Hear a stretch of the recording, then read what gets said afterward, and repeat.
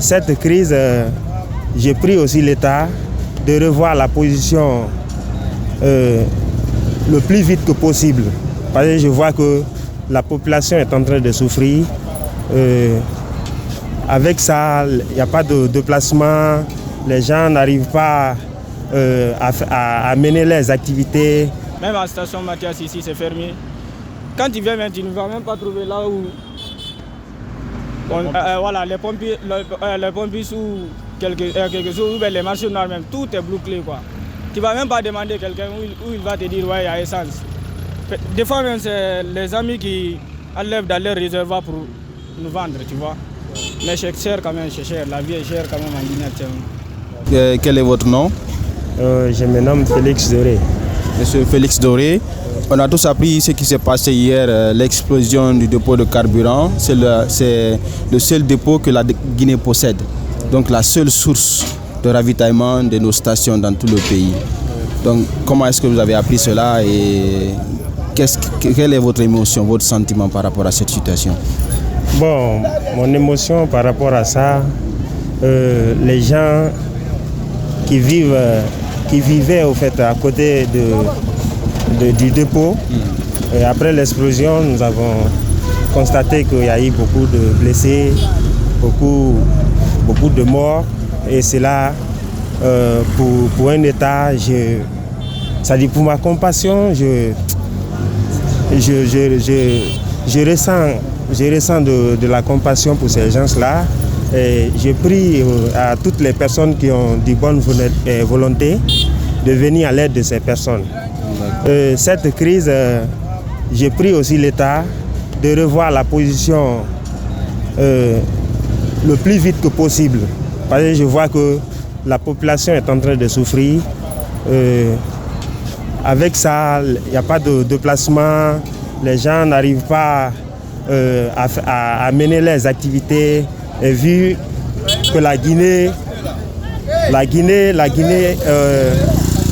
est un pays c'est-à-dire que la majeure partie de la population vit de leur quotidien. Absolument. Donc s'il n'y a pas un moyen de transport, si le carburant à la station est bloqué, l'État n'arrive pas à faire quelque chose le plus vite que possible, je crois que ça va jouer sur la population. D'accord. Ça va tellement jouer sur la population. D'accord. Vous êtes conducteur de taxi-moto. Dites-nous un peu le manque de carburant là. Qu'est-ce que ça vous fait réellement? S'il n'y a pas de carburant, quel est cet impact-là sur vous, sur votre activité économique? Au fait, je ne suis pas conducteur de taxi-moto comme vous pensez. Moi, je suis un enseignant. Voilà, vu la situation, on essaie de se débrouiller quand on n'a pas les coûts. Voilà. Donc,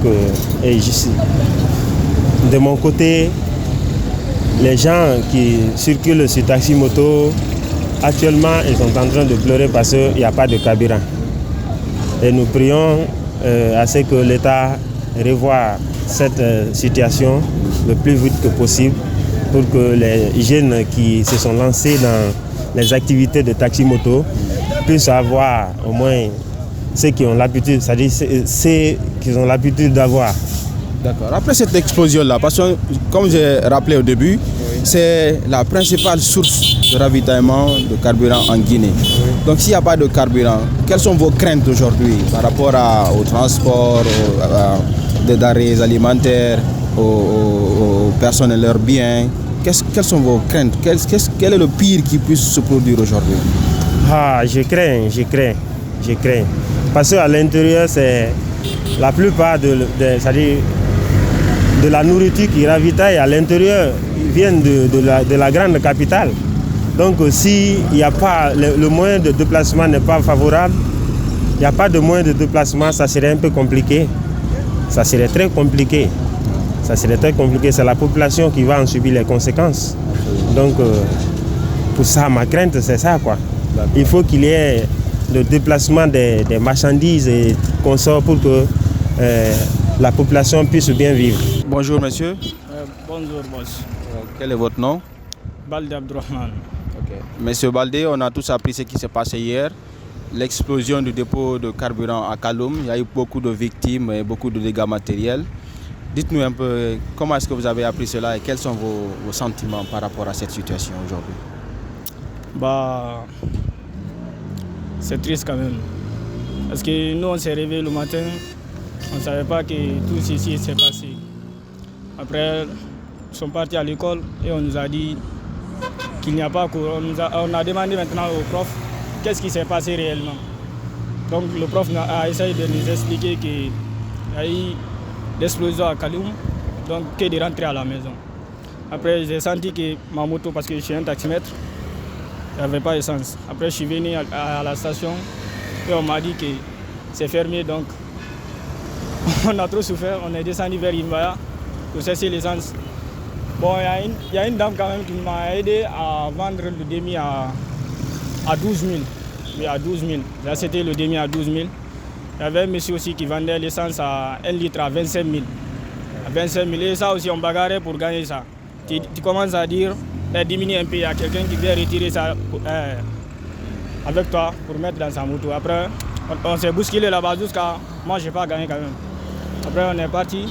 C'est la dame là m'a aidé à avoir demi 12 000. C'est avec demi là que je travaille comme ça. Quand demi là va être consommé ou terminé comme ça, je rentre chez moi parce qu'il n'y a pas d'essence. Alors, parlez-nous un peu aujourd'hui. Où est-ce que vous êtes parti chercher du carburant? Est-ce que vous l'avez demandé partout, marché noir, station, ou vous n'avez pas trouvé? J'ai fréquenté beaucoup d'amis, même en les appelant, parce que je suis un taximètre, mais toujours rien. Partout où je vais, c'est fermé. Même à la station Mathias ici, c'est fermé. Quand tu viens, tu ne vas même pas trouver là où... voilà, les pompiers ou quelque chose, ou les marchés noirs même, tout est bouclé quoi. Tu ne vas même pas demander quelqu'un où il va te dire ouais, il y a essence. Des fois même c'est les amis qui enlèvent dans leur réservoir pour nous vendre, tu vois. Mais c'est cher quand même, c'est cher. La vie est chère quand même en Guinée actuellement. Cela est dû à quoi? Parce qu'on a dit que la Guinée est un paradis, donc ce sont les conséquences, tu penses? Bah, Aza quand même n'a pas réfléchi pour dire ça. C'est ce que je pense. Donc maintenant, s'il n'y a pas de carburant pendant 2 jours, 3 jours, 1 semaine, quel sera l'impact sur toi exactement par rapport à ton activité quotidienne? Bah, ça serait difficile. Hein. Parce que nous, on n'est pas avec les parents ici. C'est à travers ça qu'on gagne notre vie. On travaille ici, on paye notre frais de scolarité, on paye les logements, tu vois, tout. Donc, s'il n'y a pas de carburant quand même, ça impacte d'abord l'économie, tu vois. Parce que sans le caméra, regardez comment la route est, c'est vide. Hein. Voilà, c'est vide, ok.